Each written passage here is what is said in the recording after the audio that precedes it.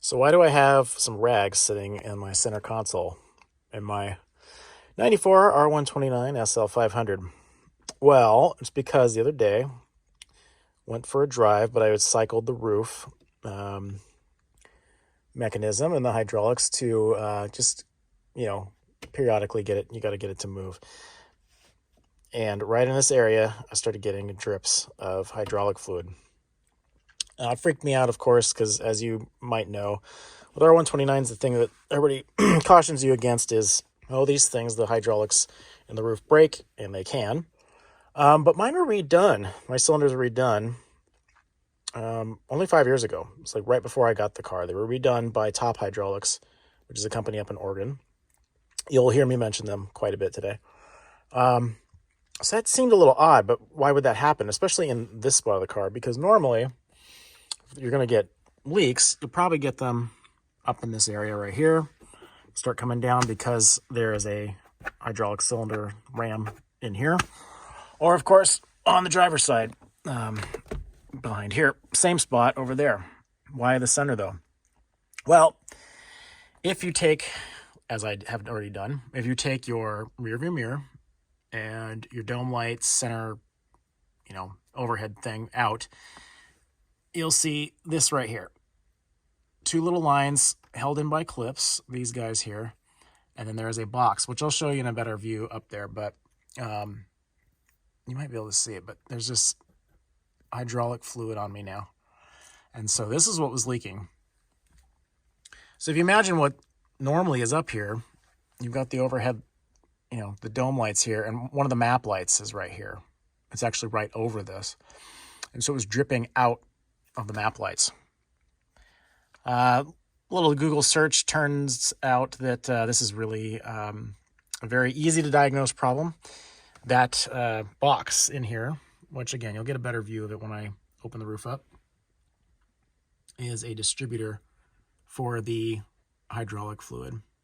And there are 6 points where the lines go into the box. There's 2 down here, 2 on the left up top, and 2 on the right up top as well. I'll put the roof back and you can see what it looks like from above. I already have the cover at the top of the windshield taken off here. So now you can see inside and see what's going on. So we've got one of the cylinders here. Here is the, this part right there will pop that way and will grab the nub on the bottom of your, the ring kind of on the bottom of your, this portion of the hard top or the soft top. It will pop that way and clip it in. Okay, so it's powered by this right here. Now here, and there's same on the other side, obviously. Here is the box I'm talking about. And these are the 4 areas where the lines come in at the top. So there was the 2 on the bottom that I showed you already from inside the car. Now there's the 2 up top. So this has been referred to as the distributor. Distributor box. You maybe see a few other terms, but through my Google searching and reading on forums, the Top Hydraulics guys are actually very active on the forums, and so they have said that as of when they posted it, already for a few years they had been advising that when you do redo the cylinders, that you probably should also do that as well. It hadn't been done in my car, just fine, because thankfully this part is easy to access, not terribly expensive, and you get the benefit of having a refurbished part from Top Hydraulics. This isn't a commercial for them, but honestly, they're just the only people that I know of right now who are doing this sort of thing. So, I trust them and what they say, because the rest of my cylinders have been working just fine since I got the car. And they refurbish these things and have glowing reviews. So I do trust them absolutely on this one. It was a really quick process to get the new part, and today what I'm going to show you is my process of getting it out. But first, since I like to do these things and show you everything involved that I do, I'm going to show you all of the parts that I had to remove, as well as what I'm going to use to put everything back in. So the center console here, Just like usual too, I'm going to do a reverse. I'm going to go from fully uninstalled to installing it, which is backwards if you're not at this step yet, I know. But a lot of folks like to see the end product first so they can see where they're going to be going. That leaves out the mystery. For example, the top cover right here, it has these tabs here. Now, if you didn't know those were there, you might just try and lift this off. That's going to bend those. You actually need to pull back. So that's why I like to show the reverse. If you want to see the traditional, step-by-step on how to take it apart, again, Top Hydraulics, they have a better video than I'm going to make, so you can go check out and see how they do it. But I'm just showing you my way, which is to explain things from the perspective of here's where you will end up, so that you have the confidence when you go to do this, you'll know. It's kind of like having x-ray vision, right? You'll be able to see through these things and actually understand what's behind all the parts that cover up. So that's why I do what I do. Your center map light area, this is where the rearview mirror goes. So actually, as you're sitting in the car, it's more like this above you. You've got the two lights. These pop out easily. So you just press on one side and then they come out. There's no screws or anything that holds them in. These screws here are behind the lights. They go down into that hole and that hole. So we'll be undoing that. There are up front 1 and 2. Those are plugs. There's wires inside the car, which I'll show you, or little connectors. And then there's this one here that will connect in. You'll see it. The rear view mirror, mine is old, but it is, of course, by law, held in by a spring. That way, if there's an accident and your head slams into it, it will actually, fly free rather than impale you, I guess. But there are two, at least on mine, there are two plugs here, likely to power. This is a powered mirror unit, so it will go back and forth on a motor.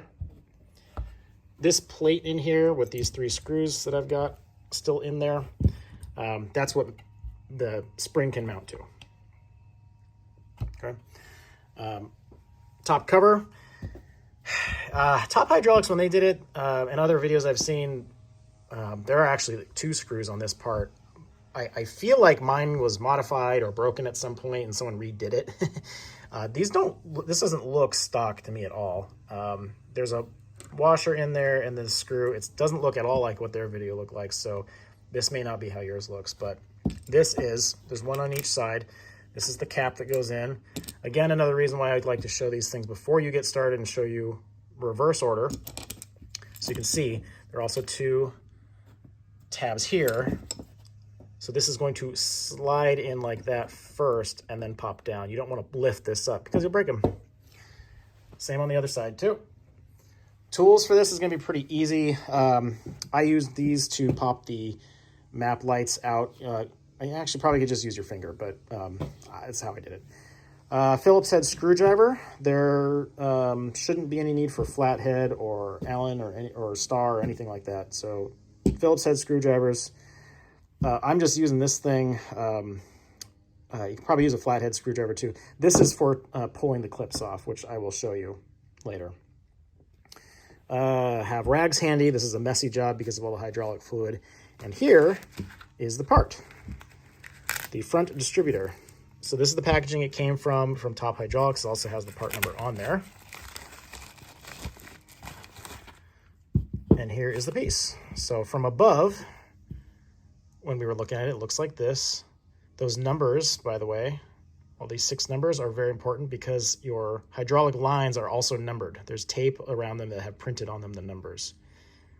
Here's the bottom, which I showed you from the very first scene where we were showing where the leak was coming from. So we're going to replace this whole piece. From what I've read, it's not... you can't go in here and fix this yourself. Send it off to professionals like Top Hydraulics to get this redone for you. Okay, here's a view from the driver's side. It's just the reverse of the first view I showed you from the passenger side. But I wanted to show you, here are the pieces of tape that have the printed numbers on them that correspond with the numbers up here so that you know where to plug it in properly. Now, of course, it only really fits in one way, so it shouldn't be too big a deal. These lines also are not flexible. You shouldn't bend them, but you can't move them around. They're sort of fixed in place. So it's really only going to go back one way. This is loose right now because I loosened it, but there is a screw back here to hold this in as well. One thing that you might see in the Top Hydraulics video or other folks' videos is a magnetic plate that goes here to tell the roof that it's in place. Supposedly my model year car should have had that. It doesn't. Now it works still. I haven't had any problems with it, so I'm not sure if mine was is a upgraded version or if by the time 94 rolled around that they weren't doing that. I thought it should have had it, but it's definitely not there. But you're going to want to know about that if you have an older car, because when you pull that cover, that big black cover off, it's connected to the underside of it, and if you pull too much, you're going to rip the wires out. So be careful of that. Unfortunately, I can't show you that because I don't have it. All right, back on the passenger side. So I mentioned that these lines are not flexible. They are metal. So unfortunately, getting this box out, I can't do just by unscrewing this and pulling these out. What I'm going to have to do is I am going to have to take out this cylinder and unplug it and take, basically pull this out so that these clips come out, and then I can then pull this way and get it out.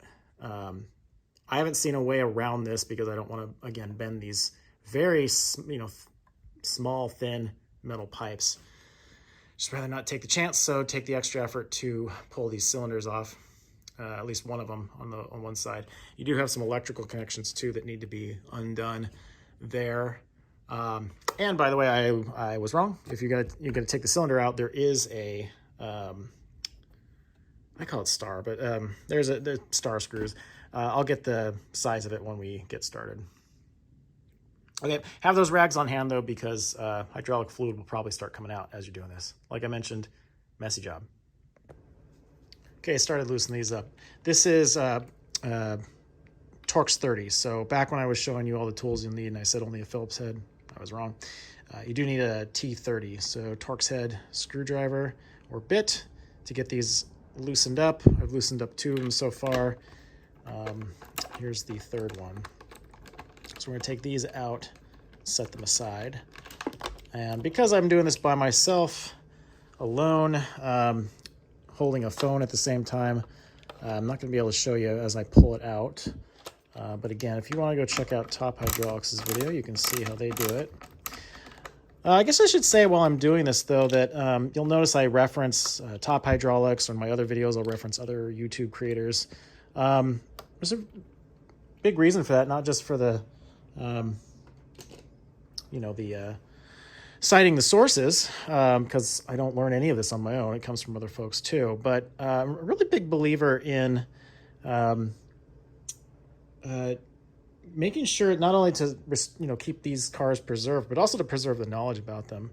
So while I'm doing stuff in this video that might be done by other folks on their videos, I'm still going to do them. I'm going to cite the source, obviously, like I said, and give them massive credit. But it's always better for you to have more angles, more owners who are talking about these things, because there may be something I cover that I don't even realize I'm covering that is helpful for you. And I just figure it's always good to just double up on the research, let's say, or the knowledge out there. So anyway, I'm going to put the camera down though. Well, what I'm going to do is I'm going to take these clips out here, and I'm going to undo this guy here. This, I believe, is just a tension. Just has tension right here to keep these together. This is the wiring for it. I'm going to try and pull this out. I'm sure a little bit of hydraulic fluid will come out too, so I'll try and clean that up. Okay, here's a close-up of the pins. I've pulled them out. Okay, so you can see if I push that back in all the way, then it would clip inside of this first little hole right here. Not the second one, but this first one. So that's how these clips work. Now this is really shoved in here because of the wiring, so I don't know if I can get the clip completely out, but the way I did it, and you can do this with a flathead screwdriver or something like this, but I put this through the, my hand's in the way, put this through the hole and pulled this way. Obviously this hasn't been touched in a long time, so it might be a little hard for you to get it out, but be persistent. The main thing, of course, is just try not to bend these guys at all. Frankly, the clips in this can probably be replaced, but these metal pipes are a little bit harder, so I'm being gentler with those and opting on the side of caution with those ones. But now that I have that undone, what I'm going to do is unscrew. This is a Phillips head right there, Phillips head, so I'm going to unscrew that guy some more, although I might be able to just lift it up. We'll see. And then what I'm going to try and do is take this, now that it's free, and just pull those out. Now what I've noticed, because I undid the bottom hoses just to check things out the other day, these aren't really held in by anything other than the clips, so they should come out pretty easily. So let's check it out. Really need to invest in like a hands-free mount for my camera or my phone. So I actually didn't even have to undo the wiring. I was able to gently lift this out of its seat down in here, like up, and then I was able to pull. Now I didn't pull using the cylinder lock, but I took this out of its clip and I pulled from here, so close to the box as you can. You can see there's some hydraulic fluid there, so I wiped it up with a rag. I'm going to wipe it up a little bit more. But now this side of the box is free. So what I should be able to do is unclip these two on the reverse side, and then this piece should be able to come out. I have to undo the hoses on the bottom. In fact, let's just do that right now while we're here. And you might have just seen a drip go by. That's so you'll see why I was getting drips in here. Okay, so one-handed again, and the camera's not focusing very well. Great content, I know. Oh, that came flying out. I'll go find that in a second.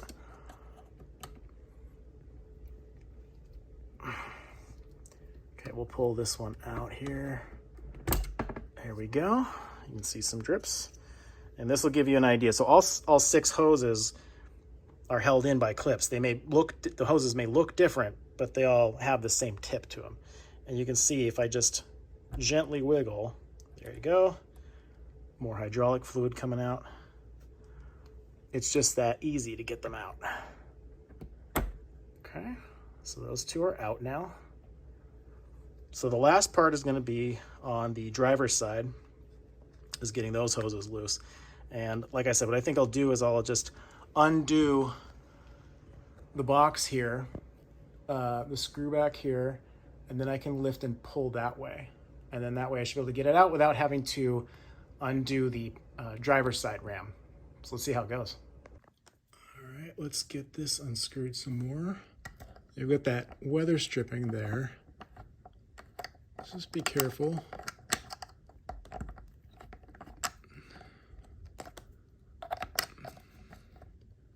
Let's see, it looks like I can lift this up a little bit.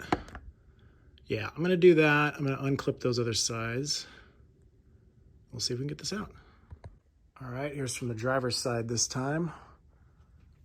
So I took the clips out, and now I should be able to lift this up just slightly. Okay.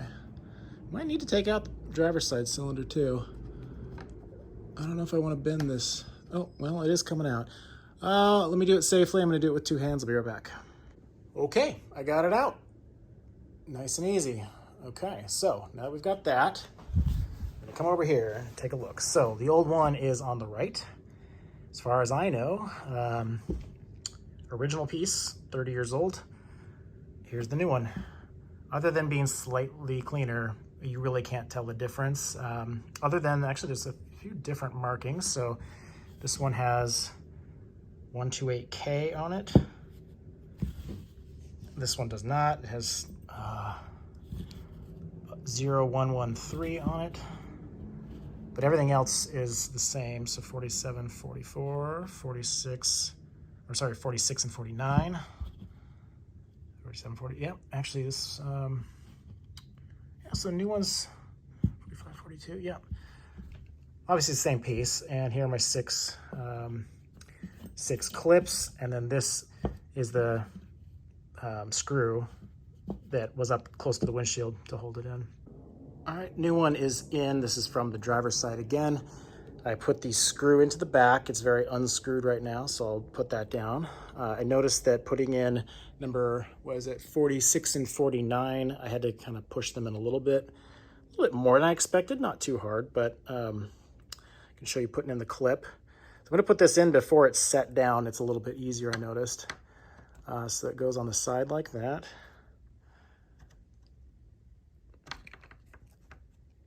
And then it should pop in. There we go. So that's one, nice and snug. I'll get the other one in. Then I'm gonna seat this down further and pop that in. Then we'll continue. So I'll admit this is probably one of my lowest quality videos that I've done before. This job isn't hard, but definitely requires some finesse, and one-handed working with a camera doesn't really work, and trying to set up shots for you to see doesn't really work very well, so I apologize. It's not my best. But I was successfully able to get the distributor box in here. So there it is. And I'll tell you, the toughest part was just getting the metal hoses, oh God, getting the metal hoses back into the sides. And I thought the driver's side would be harder. It actually wasn't. It was, this passenger side was a lot harder to get in. Once it's in, though, the clips go in. What I ended up doing was I held the unit here with one hand, and I braced with the other hand up by the hoses, and I kind of wiggled like this and pressed smoothly but slowly with even pressure. Kept an eye on the lines to make sure they weren't bending. They didn't. So this is how they're looking. So that's seated in there very nicely now. Cylinders back in here. Just tighten these up. Okay, so those are back in there now. Okay, so now I have to put the clips back in to the bottom of the, for the last two hoses down in here. All right, so this one goes up in there, and I can already tell, actually, you know what? You can tell that these seals are newer because these are going into the distributor. It takes a lot more force than the old one. So I guess right there, you know, that's a good example of why getting a refurbished unit is such a good idea. And that'll explain why it was a little bit harder to get this back in than it was to get it out. I can go back in there and clean that up a little bit better. But what I want to do now, before I get anything, getting the trim back in, like the rear view mirror or the center map light area, as I want to test this and make sure I don't have any, you know, blowout leaks or anything. That one's having a hard time. I'll get that in, then we'll do a test, all right?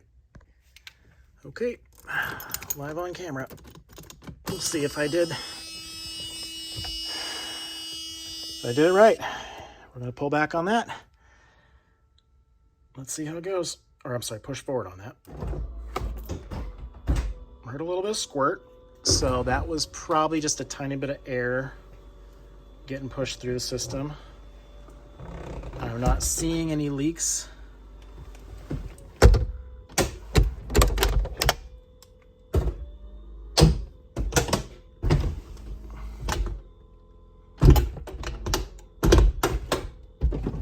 Okay, let's pull it back again.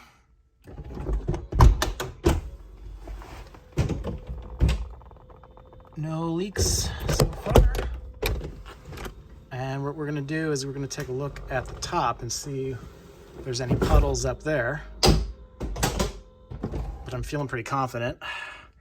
And the telltale sign was honestly that getting these metal tubes back in required a little more force. Let's turn that off. It requires a little bit more force than it took to get them out, which tells me that the seals are nice and refurbished, good as new. So there we go. I'd call that a success. Obviously, over the next couple of days, time will tell. I'll just run the roof more times and just see if I get any leakage, but not too shabby. I'll have a wrap up as I start putting things back together. Okay, so the next step will be to get the top trim, the cover back on. Like I mentioned before, I think I'm supposed to have had a magnetic box that would sit there underneath this roof, and that's how when the top would come down close to it, there was a sensor, because there's supposed to be a wire. You can even see the hole where the wire would come through, and the sensor would tell the roof, "Hey, you're good. Stop." I don't have that, but it still works anyway.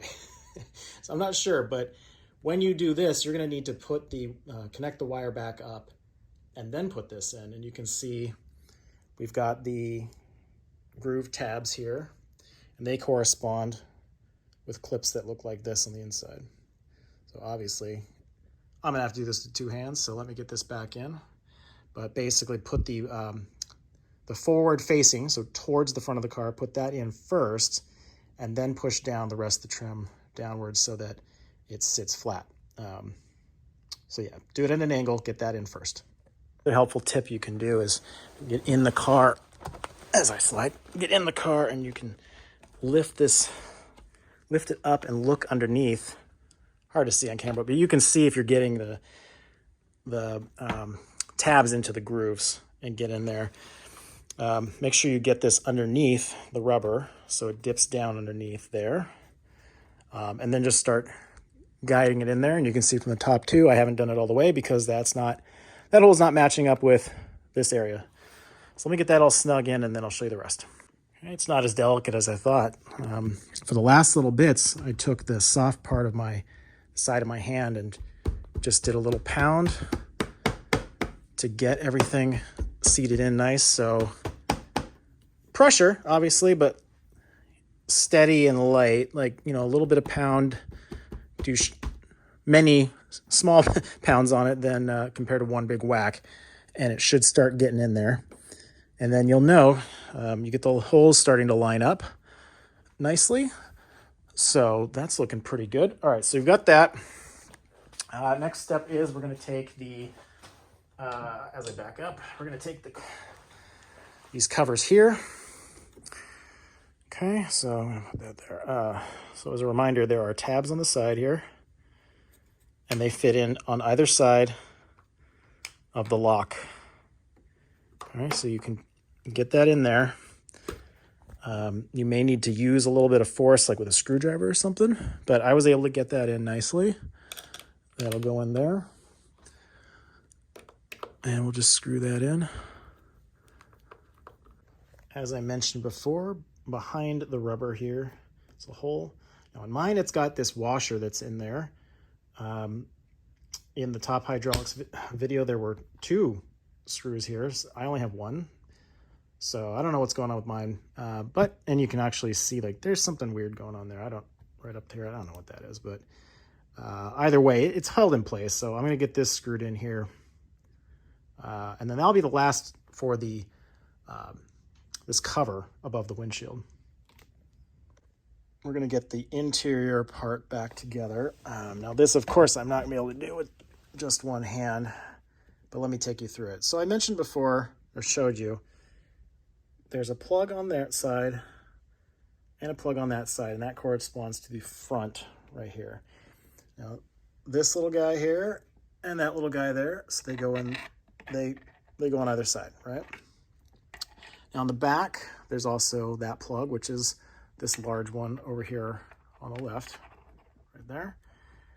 And there is, let me use my fingers, this one and this one. And those go into the mirror, so they need to be fed through the back hole right there, okay? And then this small one here plugs into that guy right there. All right. Now that's probably for a microphone for a phone, which I don't even have hooked up. I guess I technically don't have to plug it back in, but I will. So this goes on first. The next piece that will go on after that, I've got all my stuff over here, is the bracket that I showed you that will, the spring connector here fits into there. And then these screws, actually these screws go before that, but these go through the holes behind the,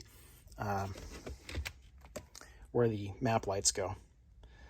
Okay, once you got all the wires back together, it just sort of hangs here. But you can see it'll go back up into this zone here, and then that distributor that we've been working on is hidden. But that's why hydraulic fluid was coming out of this right side or passenger side map light. I'm having a hard time feeding this one wire plug through the back hole. There's not much give there. So I think I just need to get this up in there and then I can fish it out. So next step will be, like I said, to get these 2 screws up through behind the map lights. Okay, it's back up in there. Screw there and a screw there. And I fished through the back hole, not this front hole, because this is where the bracket's going to go for the mirror, but through the back hole I fit the wiring that goes for the rear view mirror through there. Then I can pop in those lights too. So let's go and do, let's start with a light actually. Let's see how that works. All right, so this one goes on the left here. And you're supposed to be, yep, there you go, pop that in.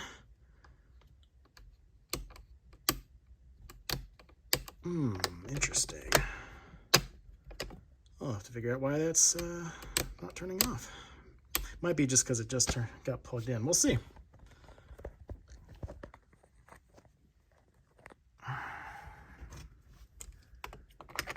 Okay, it goes in at an angle and then just pops right in. Ingenious little design. I love that it's just, oh, that's why. Here we go.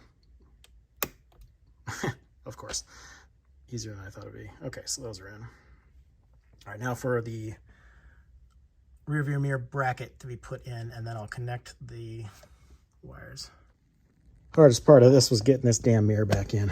Those springs are, that spring is really tough. Obviously I couldn't show it to you, but there's a, you got to shove the the 2 wires that come with this, the 2 plugs, you got to shove them back up in there. The longer one, so the one that's coming from the left, it's harder to explain, but from the driver's side, that longer one you need to, there's a clip at the top, like it's shaped like a hook. You can hook it into, it's right behind the spring, which is right here. There's a hook in the middle, and then the back is another, this is the back of the mirror does this in the front of the car. So you hook it in there, and then you're supposed to, gosh, push it up like that. But the plug can get in the way. It's in between this back part here and this part right here. So you put it into the hook that's in the metal frame of the mirror. Then you'll have enough clearance. But there is very little play in there with the wires. You don't have much room to work. And given this is a 30-year-old rear view mirror, which has seen better days, the fear of breaking it is real. But it's done. Got it all back together, so hope you enjoyed it. I'm tired. Let me know if you have any questions. Thanks a lot. Okay, so you stuck around. Just wanted to do a little addendum to that video. So it's obviously not my best produced video. It's kind of a hard one to shoot given what I was working with. But despite the video being hard to make, I will say that the project itself is not hard at all. The cylinders, as you may have read or heard, are, to do all the hydraulics is a really big job. Not for the faint of heart, but I'm not exactly a mechanic. And at least seeing what I saw from the front, not too shabby. That's pretty easy. I've heard that. The stuff in the back, definitely harder, for sure. I lucked out. I'll admit that. I know that. All the cylinders were redone for me 5 years ago prior to me even buying the car. So that's great. The centerpiece was the only one that hadn't been redone. Less than $200 part. Top Hydraulics up in Oregon sent me a new part, and then I have to send them back my part because they refurbish all these. They rebuild them. The other option is, and it's cheaper for sure, the other option would be to take my old part out, ship it to them, they refurbish that, ship it back to me. It takes a little bit longer. I didn't want to wait. The deposit wasn't too bad for me to set down, for me to, get them to send me one ahead of time. So not too bad. I'll address the elephant in the room too, that I didn't say earlier in the video, but everything you will also read and hear about this is, oh, if one cylinder goes, then you better replace everything. Yeah, that's true. I consider this a special sort of edge case. Because the cylinders have been redone for me only 5 years ago, I didn't think that getting those rebuilt just for this center distributor was worth it. Didn't seem to make sense to me. So I made the decision as the owner that I was going to just do the center distributor. Now, if you have a car, though, that none of this has been done, and you suspect that your cylinders are going to fail soon or are failing, then in addition to all the cylinders, I would also do the center distributor as well. In fact, Top Hydraulics has been recommending that too. So if you go on their site, you can see that they sell either the whole cylinder package or a whole cylinder package plus the center distributor. You might as well. You're already going to take those out anyway. Just do it. It's you're going to be spending the money. Just go for it. Might as well, right? Wear some junky clothes. I got pretty dirty. Did a change midway through the shoot. I didn't unhook the battery, but you might want to if you've got the doors hanging open a lot of the time. I'm driving it around right now. I'm going to drive it tonight too to just get everything back up, charged up, and all that. Other than that, though, it's pretty easy job. Video was harder to make than the job itself. So, hey, I'll count that as a win. Hope you enjoyed it. Ask me any questions. Sorry to anybody I haven't replied to on previous comments. I'll try and get through those. But find me on Instagram at R129 channel. I'm a lot more active there at responding to comments and messages. So check me out there. All right. Hope you like this one. Talk to you soon.